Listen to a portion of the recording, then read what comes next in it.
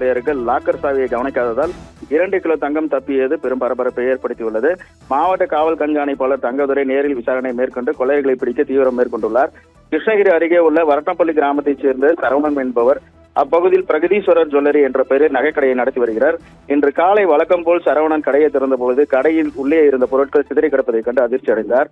நள்ளிரவில் வந்த மர்ம நபர்கள் நகைக்கடையின் பின்புற பக்கவாட்டு சுவரை அதிநவர ட்ரில்லிங் இயந்திரம் உள்ளிட்ட உபகரணங்களை கொண்டு துளையிட்டு உள்ளே புகுந்துள்ளனர். உள்ளே சென்ற கொள்ளையர்கள் கடையின் வெளிப்புற பகுதியில் வைக்கப்பட்டிருந்த சுமார் 3 கிலோ எடையுள்ள வெள்ளிப் பொருட்களை தேடியுள்ளனர். தொடர்ந்து அங்கிருந்து இரும்பு லாக்கரை உடைத்து அதிலிருந்து தங்க நகைகளை திருட பல்வேறு முயற்சிகளை மேற்கொண்டனர். ஆனால் லாக்கரை அவர்களால் திறக்க முடியாததால் சுவாரஸ்யமாக அந்த லாக்கரின் சாவி கடையின் உள்ளே இருந்த ஆணியில் தான் மாட்டப்பட்டிருந்தது.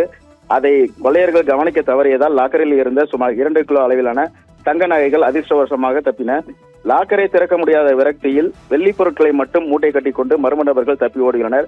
இது குறித்து கடையின் உரிமையாளர் சரவணன் பர்கூர் காவல் நிலையத்தில் புகார் அளித்தார். புகாரின் பேரில் பர்கூர் காவல் ஆய்வாளர் மற்றும் போலீசார் சம்பவ இடத்திற்கு விரைந்து வந்து தீவிர விசாரணை மேற்கொண்டு வருகின்றனர்.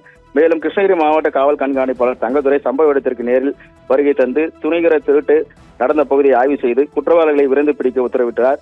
சம்பவ இடத்திற்கு வரவழைக்கப்பட்ட கைரேக நிபுணர்கள் தடயங்களை சேகரித்து வருகின்றனர். மோப்பநாய் உதவியுடன் போலீசார் தீவிர தேடுதல் வேட்டையில் ஈடுபட்டுள்ளனர்.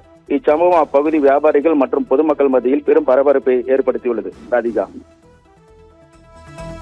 தகவல்களுக்கு நன்றி மணிகண்டன்.